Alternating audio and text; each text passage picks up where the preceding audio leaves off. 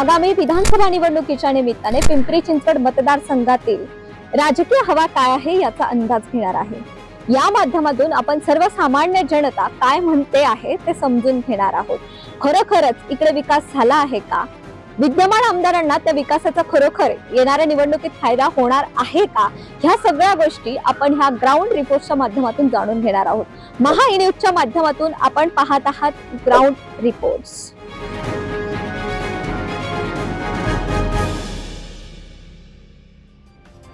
तर आज आपण भोसरी मतदारसंघातील प्रभाग क्रमांक 7 मध्ये आहोत। येथील नागरिकांच्या काय प्रतिक्रिया आहेत? खरोखर विद्यमान आमदारांकडून काम झालं आहे का? विकास झाला आहे का? विकास जर झाला असेल तर सर्वसामान्य जनता त्या विकासाबाबत काय म्हणते आहे हे आपण ग्राउंड रिपोर्ट्स मध्ये जाणून घेणार आहोत। विद्यमान आमदार कोण आहेत, ठाऊक आहेत का? महेश दादा लांडगे। काय वाटतंय गेल्या 10 वर्षात विकास झाला आहे? भरपूर झाला। कुठल्या बाबतीत विकास झाला आहे? कुठल्या सगळ्या आमच्या वार्डातला, भोसरी गावातला। कुठे कुठे विकास झालाय असं वाटतंय तुम्हाला? भोसरी कम्प्लीट भोसरी एरियात झालेला आहे। म्हणजे कुठल्या बाबतीत? औद्योगिकरण वाढलंय, रस्ते चांगले झालेले आहेत, फुटपाथ चांगले झालेले आहेत, लाईट आहेत, नळाची सुधारणा झालेली आहे, पाण्याची झालेली आहे सुधारणा। याआधी होती का अशी व्यवस्था? नव्हती, एवढी नव्हती, एवढी ह्या 10 वर्षात झाली तेवढी नव्हती। मग येत्या निवडणुकीत कोणाला निवडून द्यायला आवडेल तुम्हाला? निवडून देणार जो काम करत त्याला निवडून देणार। किती वर्षांपासून राहता? जवळ आता 35 वर्षांपासून। विद्यमान आमदार कोण आहेत, ठाऊक आहेत? महेश दादा लांडगे। काय वाटतंय कसं काम झालंय तुमच्या मतदारसंघात? जिथं आपण उभे आहे हे ब्लॉक त्यांनीच बसवले, ही जी लाईट दिसत आहेत ही त्यांनीच केली। म्हणजे मतदारसंघाचं सोडा आमच्या सोसायटीतच त्यांचे काम आहे। सोसायटीतलं झालं, मतदारसंघाकडे बघून काय वाटतंय एकंदरीत? खरोखर विकास झालाय असं वाटतंय? विकास झालेला आहे आणि तो विधानसभेत दिसून येईल। विद्यमान आमदार कोण आहेत, ठाऊक आहेत का? हो आहेत, नाही दादा। काय वाटतंय एकंदरीत भोसरी मतदारसंघाचा विकास केलाय विद्यमान आमदारांनी? हो केला आहे। कुठल्या बाबतीत केलाय? सगळ्याच बाबतीत केलाय, पाणी, रस्ते, हे ब्लॉक टाकणे, आमच्या मंदिराला जागा दिली आहे, त्याचा आम्हाला जास्त अभिमान आहे, मंदिराला जागा दिली आहे। सध्याचे विद्यमान आमदार कोण आहेत भोसरी? महेश दादाला आम्ही खूप वर्ष झालं ओळखतो।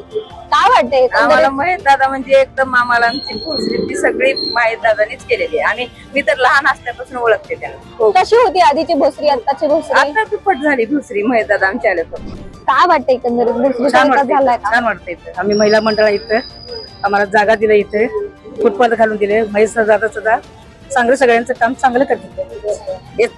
काय वाटतंय मग सर्वसामान्य जनता राहील का आमदारांच्या बाजूने? येणार।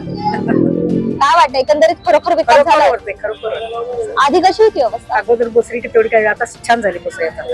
अजून चांगली करायची असेल तर कोणाला निवडून द्याल? अजून चांगली भोसरी तशीच निवडून देणार आम्ही। काय वाटतं एकंदरीत दिघी भोसरी परिसराचा विकास झाला आहे? दिघीचा भोसरीचा विकास भरपूर झालाय। महेश दादा लांडगेने खूप विकास केलाय। कुठल्या बाबतीत विकास झाला असं वाटतं? हे रोड, रस्ते, लोकांचा विकास, सगळ्या बाबतीत विकास झालाय। आधी होती अशी परिस्थिती? 10 वर्षाखाली नव्हती, पण आता 10 वर्षात पूर्ण विकास चांगला झालेला आहे। एकंदरीत आता पुढची निवडणूक येते, सगळ्यांना संधी आहे, कोणाला निवडून द्यायला आवडेल?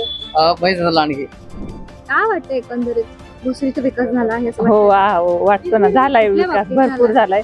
महेश दादांनी भरपूर सारे रस्ते, कुस्ती मैदान, परत कचरा डेपोचं काम केलं आहे, मोशीचं, म्हणजे अतिशय चांगलं मार्गदर्शन आणि चांगलं काम केलंय महेश दादांनी।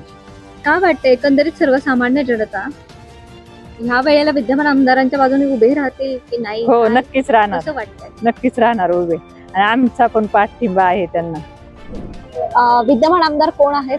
विद्यमान आमदार आमचे दमदार आमदार महेश दादा लांडगे। गेली 10 वर्ष ते आमदार आहेत आणि आता येणारी जी विधानसभा आहे या विधानसभेला देखील ते 100% निवडून येतील याचा आम्हाला विश्वास आहे।